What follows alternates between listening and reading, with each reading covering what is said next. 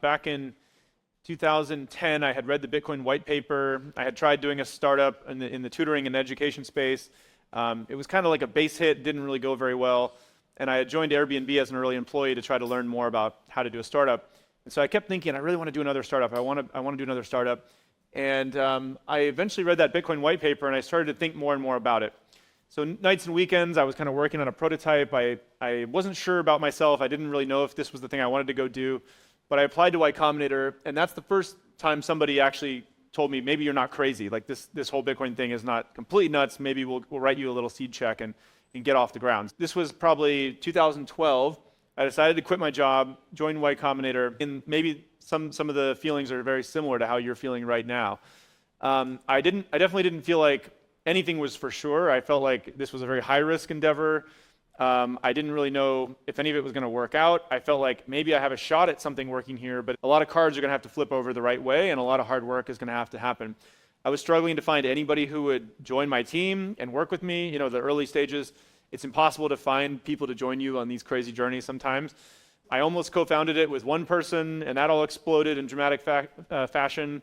You might have had co-founder issues. That's like kind of the norm. Finally found the right co-founder, Erhsam. We got off to the races. You know, someone sued us like 3 months later. It's just so startups are moving from one setback to the next with enthusiasm. And if it's a complete shit show and it's chaos and nothing is working, that's kind of the default state. So you're doing it right if it feels like that. Just don't give up. Like that's the main thing. A lot of times I've seen people, they have an idea, they have a team that comes together, they launch their first thing, it doesn't work, you know, and 4 months later they have some big co-founder fight and they blow up and they all go home.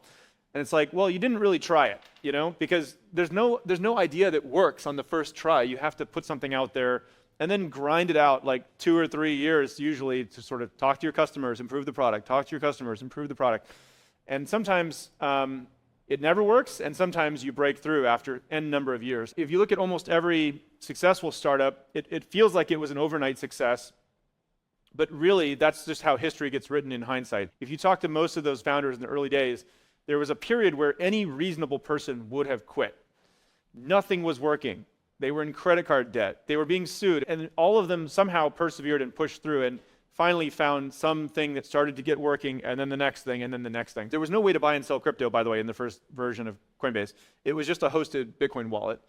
And I remember I put it on Reddit or something like that. We got like a couple hundred people who came in and used it, and then they would all leave and nobody was using it. That's kind of the default state of every product that you ever launch is, you know, you get the tech crunch of initiation and then flat. So following the advice of Y Combinator, I was like, all right, talk to your customers. So I just emailed 5 of the people who'd signed up. I was like, hey, I built this app. Can I get your feedback? So I got on the phone with like 3 or 4 of them. And I was like, I noticed you didn't come back. Why didn't you use the app? And the guy was like, well, I mean, I thought the app was pretty cool, but I don't actually even really have any Bitcoin. I just wanted to check it out. And I remember this like light bulb kind of went off in my head and was like, well, if there was like a simple way to buy it in the app, would you have done that? And he's like, yeah, probably. And so I hung up, and the next few months, I had to start to think about how do we build a simple buy button. And there was a million things that had to go into that, and bank partners and legal like licensing and all this kind of stuff. But that's when we finally got product market fit. And that was just one example of like hundreds of times where I did that. And I was trying to find something that worked, something that worked, something that worked. So talk to your customers, improve the product. That's all we did. And that was one of the things I would recommend.